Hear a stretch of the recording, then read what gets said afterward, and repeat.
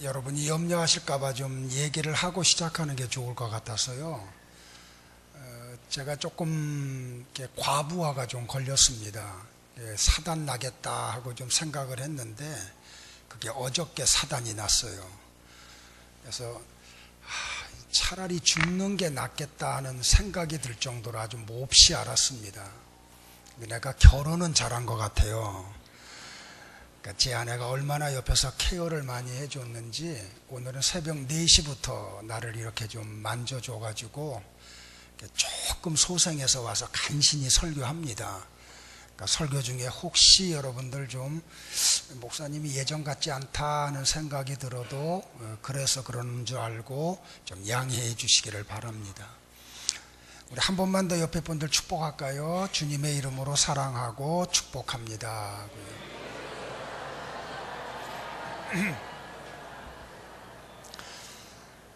우리 대표 기도를 한 우리 장로님도 기도 중에 언급을 했는데 돌아오는 수요일이면 우리가 지방자치단체장들을 뽑는 선거를 우리가 해야 됩니다. 이 선거가 얼마나 중요한지 몰라요. 왜냐하면 사도 바울이 로마서에서 이야기했던 대로 권세는 하나님이 허락해야 이루어집니다. 그리고 그 어떤 권세자를 만나든지 그리스도인들은 그 권세 앞에 복종하라고 하나님이 또한 우리에게 이야기를 합니다. 구약시대의 이스라엘 백성들을 보면 하나님이 이스라엘 백성들을 심판할 때는 악한 지도자를 세워놓고 심판을 합니다. 그의 잘못된 판단, 잘못된 정책, 그의 악함과 우상 숭배로 이스라엘 백성들을 재앙 가운데 몰고 갑니다. 근데 이스라엘 백성들을 축복할 때는 믿음 있는 지도자, 백성을 사랑하는 지도자를 세워놓고 이스라엘 나라를 융성하게 해서 축복의 세계로 몰고 갑니다. 근데 우리는 민주주의 사회에 살고 있습니다. 그러니까 민주주의 사회에 좋은 점도 많은데 맹점이 하나가 있다고 하면 그분이 지도자의 자질이 있든지 없든지 다수의 사람들이 표를 주면 그 사람이 지도자가 됩니다. 그리고 정해진 임기 동안에는 우리는 어쩔 수 없이 그 지도자의 지도 아래 놓일 수밖에 없습니다. 그런데 이 지도자를 뽑는 민주주의에서는 이 선거권을 가지고 있는 백성들이 어떠한 사고를 가지고 어떤 관점에서 선거를 하느냐가 곧 지도자를 선택하는 길이 될 수가 있습니다. 저는 그래서 오늘 어떤 지도자여야 하는가라는 제목으로 육사 지방선거에 우리 성도들이 어떤 자세로 임해야 되는가를 같이 상고하는 시간이 되기를 바랍니다. 조동진 박사님이 쓴 지도자론이라고 하는 책 부제는 이렇게 붙였습니다. 이 시대에는 어떤 지도자가 필요한가? 집사님 죄송한데 모니터 스피커 볼륨 조금만 올려주실래요? 이 책의 서론에서 조동진 박사가 이런 글을 썼습니다. 현대는 지도자의 홍수 시대인가? 그렇지 않으면 지도자 공백의 시대인가? 지도자란 힘 있는 사람인가? 그렇지 않으면 의로운 사람인가? 지도자가 권모와 술수에 능한 사람이라면 그런 사람은 이 땅에 얼마든지 있다. 지도자란 대중의 인기나 여론의 곽광을 받으면서 덮어놓고 위로 오르려는 사람인가? 이렇게 이름이 알려지는 사람이 지도자라면 이 땅에 이미 있는 그러한 사람의 수만으로도 지도자는 모자라지 않다. 지도자란 스스로 지도자로 자처하는 사람인가? 그렇지 않으면 이 시대나 그 사회가 기대하는 인물의 출현을 말하는가? 지도자란 민중을 지배하는 대권을 장악하고 윗자리에 앉아 통치권자로 군림하는 사람인가?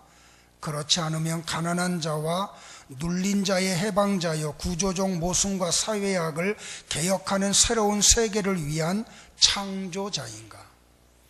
그러면서 조동진 박사는 이 책의 말미에서 결론적으로 지도자를 이렇게 표현을 합니다. 지도자라고 모든 것을 갖출 수는 없다. 그러나 진리만은 그 인격의 중심에 안고 있어야 한다. 오늘 우리가 같이 보았던 사사기 본문의 내용은 기드온 사사가 세상을 떠나고 난 다음에 일어났던 사건 가운데 하나입니다. 우리가 잘 아는 대로 기드온은 하나님으로부터 사사로 세움을 받아 미디안으로부터 이스라엘을 해방시킨 아주 훌륭한 사사이기도 했습니다. 그런데 그가 죽고 난 후에 죽기 전에 이스라엘 사람들이 기드온에게 와서 한 가지를 요청을 합니다. 당신이 우리를 미디안에서 구원하셨으니 당신과 당신의 아들들과 당신의 손자들이 우리를 다스렸었으면 좋겠습니다. 이 제안을 받은 기드온이 백성들에게 이렇게 답변을 합니다. 내가 너희를 다스릴 것이 아니요 여호와께서 너희를 다스리시리라. 서로 지도자가 되려고 하는 사람들이 우후죽순같이 일어나고 있는 이 시대에 기드온은 얼마나 훌륭한 자세를 갖췄는지 모릅니다.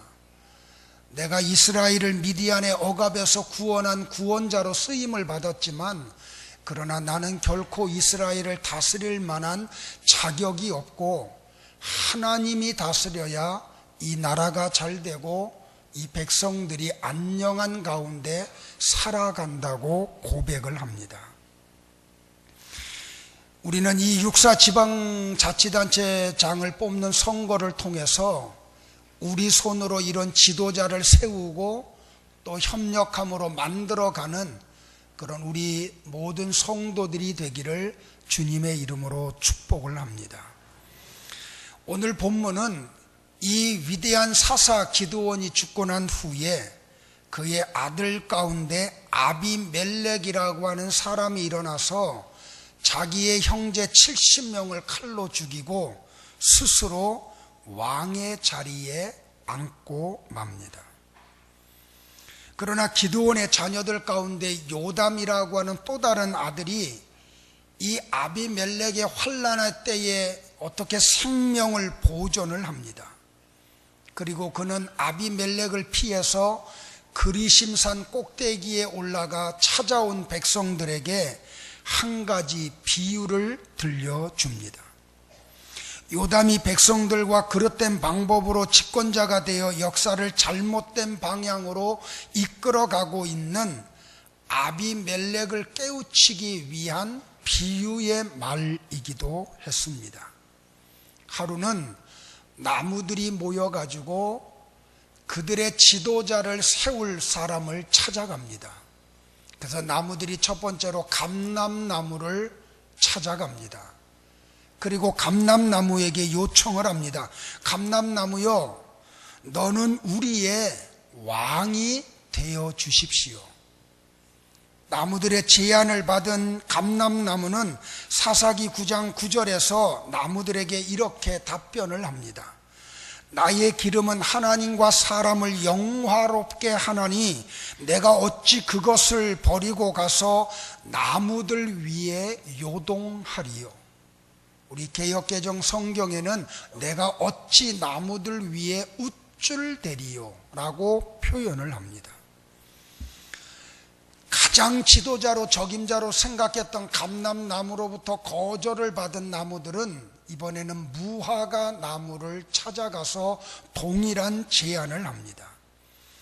그때의 무화과 나무는 11절에서 나무들에게 이렇게 답변을 합니다. 나의 단 것, 나의 아름다운 실과를 내가 어찌 버리고 가서 나무들 위에 요동하리요. 그래서 나무들은 이번에 포도나무를 찾아갑니다. 그리고 동일한 제안을 합니다. 그때 이 13절에서 포도나무가 나무들에게 또 답변을 합니다.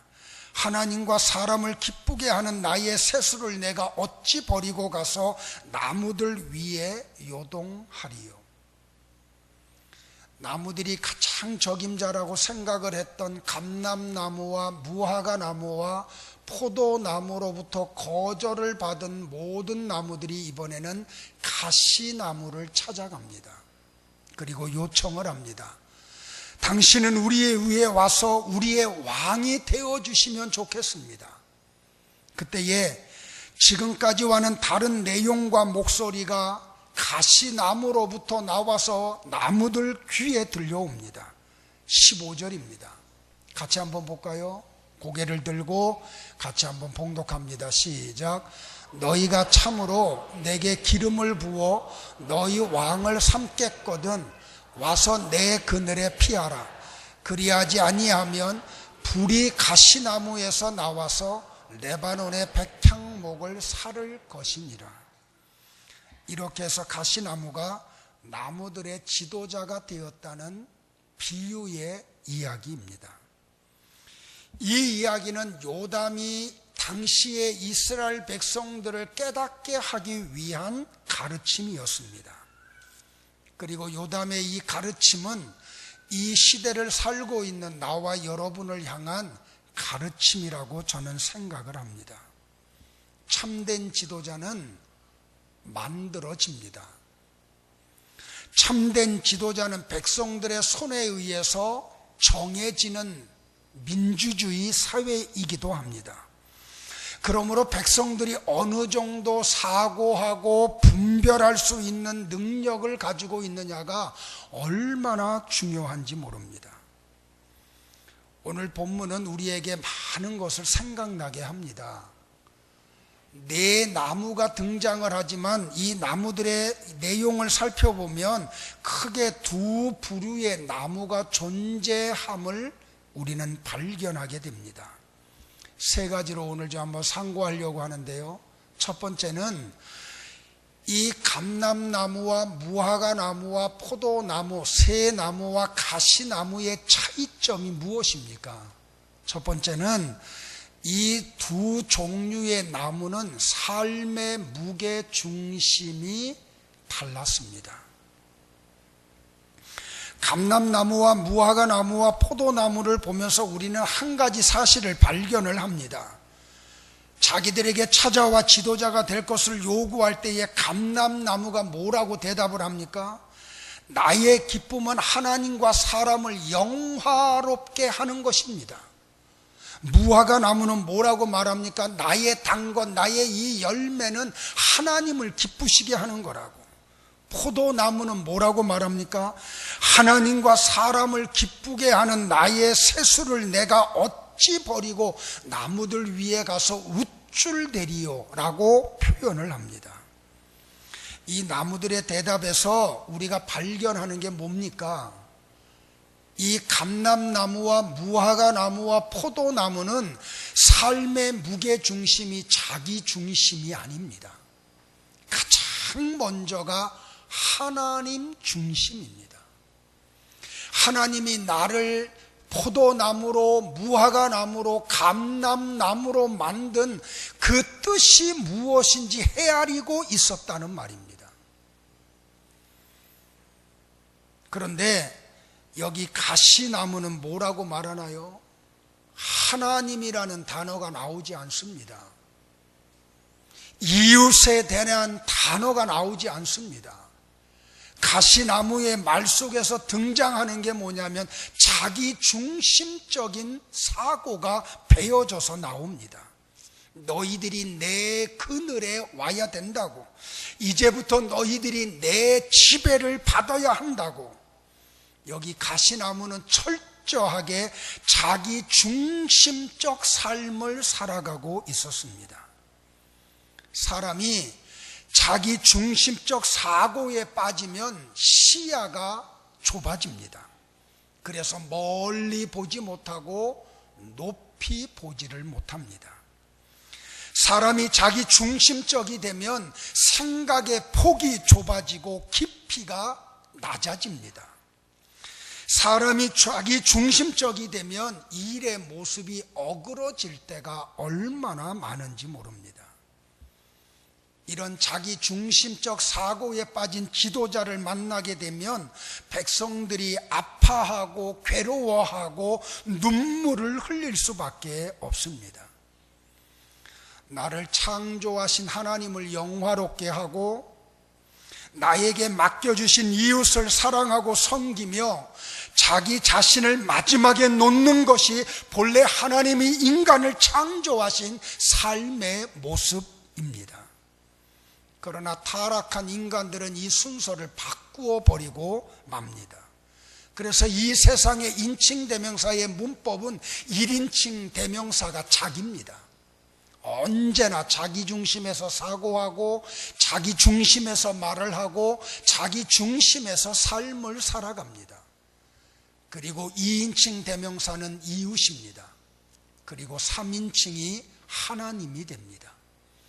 그러나 거듭난 하나님의 사람들, 성도들은 어떻게 인칭 대명사가 바뀌냐면 1인칭 대명사에 언제나 하나님이 놓입니다. 하나님이 먼저입니다. 하나님의 나라와 하나님의 의를 구하는 게 삶의 우선순위에 놓입니다. 우리는 이런 지도자를 찾아야 합니다. 이런 지도자를 우리의 손으로 세워야 합니다. 이런 지도자가 세워질 때에 백성들의 얼굴에 웃음이 사라지지 않게 됩니다. 그리고 2인칭 대명사가 이웃이 되어야 되고 3인칭 대명사가 자기 자신이 되어야 됩니다. 사랑하는 성도 여러분들이요, 이번 선거의 시간에 나와 여러분이 참고해야 될 내용이라고 저는 생각을 합니다. 후보자들 가운데 과연 누가 하나님을 먼저 언급을 하고 백성들을 먼저 언급하고 나라를 먼저 언급하는지를 분별해야 합니다. 자기 자신을 앞세우는 사람이 있다고 하면 우리는 그분을 지도자로 생각하지 말아야 한다고 저는 생각을 합니다. 여기 두 부류의 나무 어떤 차이가 있나요? 자기 자신을 보는 안목이 달랐습니다.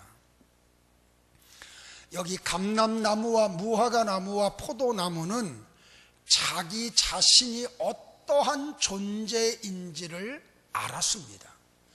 자기가 있어야 할 위치가 어디인지를 인지하고 있었습니다. 반면에 가시나무는 자기를 모르는 삶을 살고 있었습니다. 여기 감람나무와 무화과나무와 포도나무의 답변을 들어보십시오. 내가 어찌 그것을 버리고 가서 나무들 위에 우쭐대리요. 이 세 나무는 똑같은 고백을 합니다. 내가 어찌 하나님이 내게 부여하신 그 귀한 일을 벗어버리고 나무들 위에 서서 우쭐대리요. 이들은 하나님으로부터 창조받은 목적을 분명히 알고 있었다는 말입니다. 그리고 그들은 그 자리를 이탈하기를 원치를 안 했습니다. 그러나 가시나무를 보십시오, 여러분들. 나무들이 찾아와서 왕이 되어 달라고 하니까 마치 기다렸다는 듯이 자기가 하겠다고 말을 하고 있습니다. 가시나무는 자기 주제를 파악하지 못하고 있었다는 말입니다. 그렇다면 우리 자신은 어떨까요, 여러분들? 여러분은 하나님이 창조한 목적을 분명히 알고 그 자리에 머무르면서 그 일을 이루어 가고 있나요?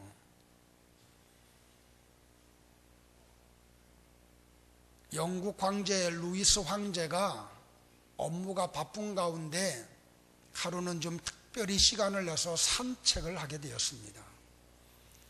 그러니까 호젓한 산골 마을을 산책을 하는데 허름한 물레방앗간이 있는데 그 물레방앗간 안에서 한 노인의 아름다운 찬양의 소리가 울려 퍼집니다.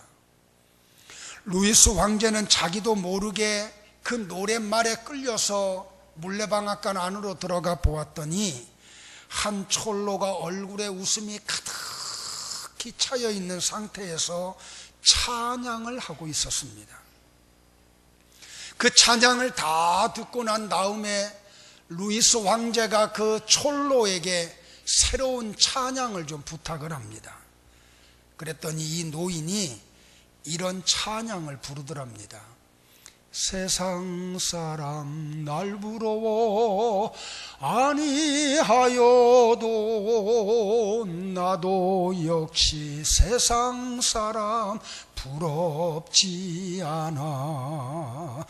하나님의 은혜를 생각할 때에 할렐루야 찬송이 저절로 나네. 참 노랫말이 너무 아름답잖아요, 그죠? 세상의 물레방앗간 안에서 촐로의 모습으로 지내는데도 불구하고 그가 아무것도 부럽지 않대요. 자기에게 쏟아부어 주신 하나님의 은혜를 생각할 때에 입에서 찬양이 저절로 나온대요. 오늘 아가피아 중창단이 찬양을 하는데 한 노랫말이 내게 큰 은혜로 다가왔어요. 하나님의 은혜가 아니면 내가 여기 서지 못하리. 근데 마치 내게 하나님이 주시는 음성같이 들려요. 야, 이 목사, 내 은혜가 아니면 너 어떻게 이 단에 서서 하나님의 말씀을 대언하냐. 그래서 이 황제가 그 노랫말에 2절 없냐고. 2절. 그랬더니 촐로가 고개를 옆으로 흔들어요. 없다고. 2절 없다고. 그랬더니 루이스 황제가 그러면 내가 2절을 부르겠다고 즉석에서 작사를 해가지고 이렇게 부르더랍니다. 세상 사람 날 부러워 아니하여도 영국 황제 루이스가 날 부러워해. 십자가의 사랑을 생각할 때에 할렐루야 찬송이 저절로 나네. 할렐루야. 세상 사람들이 부러워하지 않는데 영국 황제는 그 노인을 부러워했대요. 그러면서 루이스 황제가 이런 고백을 해요. 내게 하나님의 십자가의 사랑이 생각날 때에 내 입에서 저절로 하나님을 향한 찬양이 울려 퍼진다고. 세 번째로 이 나무들의 차이가 뭔지 아세요, 여러분들? 재생산의 내용이 달랐어요. 앞에서 말한 새 나무는 다 생산적인 삶을 살았어요. 그런데 가시나무는 파괴적인 삶을 살았습니다. 우리가 이번에 지도자를 뽑을 때 중점적으로 우리가 살펴봐야 될 게 뭐냐면 후보자들 가운데 과연 생산적인 사고를 가진 사람이 어떤 사람인지 분별할 수 있기를 바라요. 그래서 여러분들 그냥 막 뽑지 말고 그분들의 과거의 연력을 한번 좀 살펴보세요. 그들이 과거에 어떤 일을 했는지, 어떤 발언을 했었는지, 어떤 정책을 가지고 왔었는지, 과연 그 사람이 생산적인 사람인지 아니면 파괴적인 사람인지. 여기 아비멜렉은 자기가 왕이 되기 위해서 70명의 무고한 사람들의 생명을 죽이고 그 자리에 올라와요. 가시나무는 찌르는 재주밖에는 없어요. 그러므로 가시나무의 삶은 파괴하고 중상하고 모략하는, 그리고 죽이는 삶이었어요. 다른 사람이 나보다 더 인정을 받으면 가슴이 아파하는 사람이었어요. 반면에 감람나무와 무화과나무와 포도나무는 생산적인 삶을 살았어요. 여러분들 보세요. 이 세 나무는 다 열매를 맺는 나무예요. 그런데 가시나무는 열매가 없어요. 이것을 우리에게로 적용을 하기를 바랍니다. 여러분은 생산적인 삶을 사십니까? 아니면 파괴적인 삶을 사십니까? 여러분의 언어는 생산적인 언어입니까? 파괴적인 언어입니까? 여러분의 머리에서 떠올라오는 생각은 생산적인 사고입니까? 아니면 파괴적인 생각입니까? 여러분은 이웃을 세워주는 삶을 사십니까? 아니면 이웃을 헐뜯고 무너뜨리는 삶을 사십니까? 여러분은 역사를 세우고 계십니까? 아니면 역사를 허물고 계십니까? 여러분은 가정을 세우고 계십니까? 아니면 가정을 헐고 있습니까? 여러분은 교회를 세우고 있습니까? 아니면 헐고 있습니까? 여러분은 새로운 그리스도인을 생산하고 사십니까? 아니면 믿는 성도들마저도 실족하게 하고 있습니까? 여러분들 분명히 아십시오. 하나님은 언제나 생산하고 창조하는 삶을 살고 계시다는 사실입니다. 그런데 마귀는 파괴를 일삼고 혼란을 가져다 주고 있습니다. 언제나 잊지 말아야 됩니다. 아무리 그 말이 정당하고 옳다고 하더라도 파괴적인 언어요, 파괴적인 삶이라고 하면 그것은 하나님의 생각이 아닙니다. 하나님의 생각은 언제나 세우는 사고입니다. 다른 사람들을 위로하는 사역입니다. 재생산의 사역입니다. 낙심한 사람들을 소망 가운데로 인도하는 것입니다. 여기 불의하게 지도자가 되었던 아비멜렉의 말로를 보십시오. 9장 53절에 보면 성경은 이렇게 다른 사람을 죽이고 파괴적인 삶으로 지도자가 되었던 아비멜렉의 마지막을 우리에게 이렇게 소개합니다. 다 같이 한번 볼까요? 한번 한 목소리로 합독을 합니다. 시작. 한 여인이 맷돌 윗짝을 아비멜렉의 머리 위에 내리던져 그 두 골을 아비멜렉이 자기의 병거 잡은 소년을 급히 불러 그에게 이르되 너는 칼을 빼어 나를 죽이라. 사람들이 나를 가리켜 이르기를 그가 여인에게 죽었다 할까 하노라. 말씀을 정리합니다. 여러분들, 이번 육사 지방선거에 참여하면서 중앙선거관리위원회에서 후보자들의 프로필과 양력 그리고 그들의 정책을 보내는 책자를 다 보냈으리라고 생각을 합니다. 근데 얼마나 많은 백성들이 그거 열어보지도 않아요. 그냥 쓰레기통에다 그냥 집어던져요. 좀 그러지 않기를 바랍니다. 오늘과 내일 이틀 또 3일 화요일까지 그 중앙선거관리위원회에서 보낸 그 후보자들의 양력과 그리고 그들이 내세우는 정책이 무엇인지를 한번 열어서 읽어보시기를 바랍니다. 저는 한 교회를 담임하는 목사로서 또는 어떤 한 공인으로서 선거 때만 되면 가슴앓이 하는 한 가지가 있습니다. 전라도 지역에 가면 한 당이 다 모든 걸 다 차지해요. 경상도 지역에 가면 반대의 현상이 나타납니다. 인물을 보지 않아요. 그분의 어떤 댐댐이를 살펴보지도 않아요. 그냥 무조건적으로 당 하나 보고 투표를 해요. 저는 옳지 않다고 생각을 합니다. 경상도에 나오는 새정치민주연합의 후보들 가운데 새누리당 후보보다 훨씬 난 사람들이 있을 거고요. 전라도에 나오는 후보들 가운데 새정치민주연합의 후보보다 새누리당의 후보가 훨씬 난 사람들이 있을 거예요. 나는 좀 우리 백성들이 이 부분에서 좀 깨어나기를 바랍니다.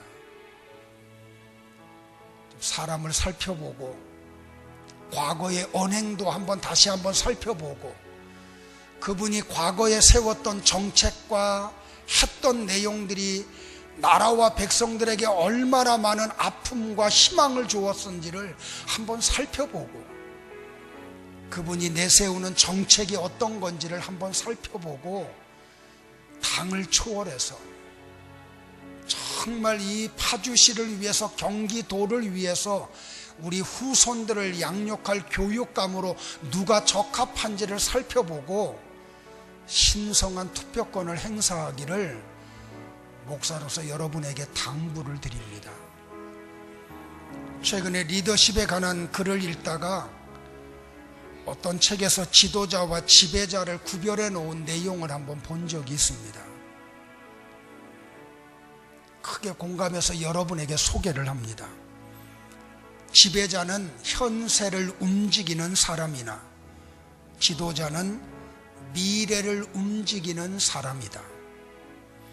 지배자는 정치적인 인물이나 지도자는 정신적인 인물이다.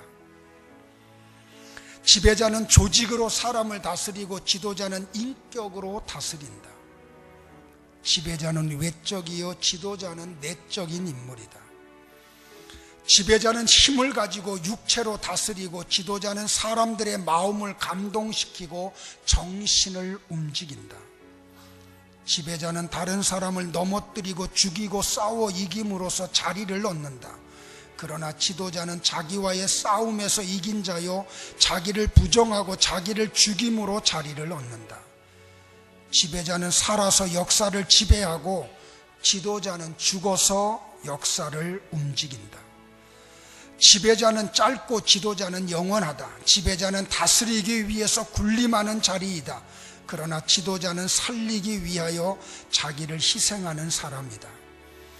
지배자가 있는 곳에는 고통이 있고 수많은 사람이 죽는다. 그러나 지도자가 있는 곳에는 자유가 있고 수많은 사람이 살게 된다. 그러므로 지배자와 지도자는 다르다. 어떤 분이 쓴 지도자라는 또 글에 이런 이야기가 있는 걸 읽어보았습니다. 뉴질랜드 북부에 있는 그레이트 베리어라고 하는 해안에 한 해에 142마리의 고래떼가 육지로 와가지고 몰살을 당한 일이 있었습니다. 많은 이 동물학자들이 이 현상을 두고 연구를 했습니다. 그리고 마침내 그분들이 발표한 내용이 무엇인고 하니 이런 내용이었습니다.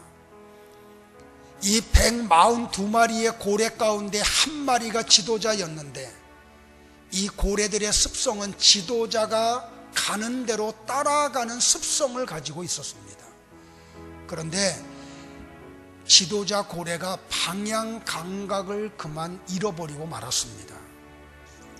그래서 고래들이 살 수 없는 해안으로 오게 되었고 141마리의 나머지 고래들은 그 지도자 고래를 따라와서 몰살을 했다는 연구 결과를 발표했습니다. 사랑하는 성도 여러분들, 지도자가 얼마나 중요한지를 우리에게 가르쳐주는 한 실화입니다. 역사는 사람이 만듭니다. 그리고 이 역사는 반복하는 습성을 가지고 있습니다. 저는 선거 때가 되면 항상 느끼는 것 가운데 또 다른 하나가 뭐냐면 선거를 앞두고 어떤 한 이슈가 터지면 우리 많은 선거권을 가지고 있는 백성들이 감정에 쌓여가지고 쏠림 현상이 나타난다는 겁니다. 나는 우리 성도들이 그러지 않기를 좀 부탁을 드립니다. 냉철해지십시오. 정말 경기도를 이끌어갈 도지사로 어떤 분이 정말 훌륭한지 당을 초월해서 그분의 인물됨과 과거의 언행을 살펴보고 정책을 꼼꼼히 점검해보고 투표하기를 바랍니다. 파주시를 이끌어갈 시장으로 어떤 분이 가장 적합한지 꼼꼼히 살펴보기를 바랍니다. 도의회 의원들, 시의회 의원들, 저는 어떤 선거보다 가장 중요한 선거가 교육감을 뽑는 선거라고 생각을 합니다. 왜냐하면 우리 자녀들의 교육을 책임질 장을 뽑는 일이기 때문입니다. 꼼꼼히 좀 살펴보십시오. 우리가 과거에 너무 집착해도 안 되지만 너무 쉽게 과거를 잊어버려도 안 됩니다. 우리는 너무 또 속는 일을 반복을 합니다. 또다시 속는 어리석은 길을 걷지 마시기를 바랍니다. 어떻게 보면 우리나라의 미래가 나와 여러분의 손에 달려 있습니다. 그저 내 한 표라고 하는 것 때문에 이게 무슨 힘이 있느냐고 하지만 한 표들이 모여서 지도자를 뽑기 때문에 그렇습니다. 참된 지도자를 세우고 만드는 것이 바로 나와 여러분의 책임입니다. 우리 주변의 감람나무와 무화과나무와 포도나무와 같이 하나님 중심의 삶을 사는 지도자를 좀 찾아냅시다. 그분들에게 표를 던집시다. 그래서 재생산하고 하나님의 영광을 이 땅에 드러내고 백성들을 살리는 지도자를 세우는 우리 모두가 되기를 주의 이름으로 축복을 합니다. 그리고 지도자를 세운 후에는 그분들이 하는 일에 적극적으로 우리가 협력을 해서 그 일이 아름답게 펼쳐져 결국에는 우리에게 그 윤택함이 돌아오게 하는, 그래서 우리 자손들이 이 땅에서 웃으면서 행복하게 하나님의 뜻을 이루어가는 사회와 나라를 만드는 우리 모두가 되기를 주의 이름으로 축복을 합니다. 기도하겠습니다.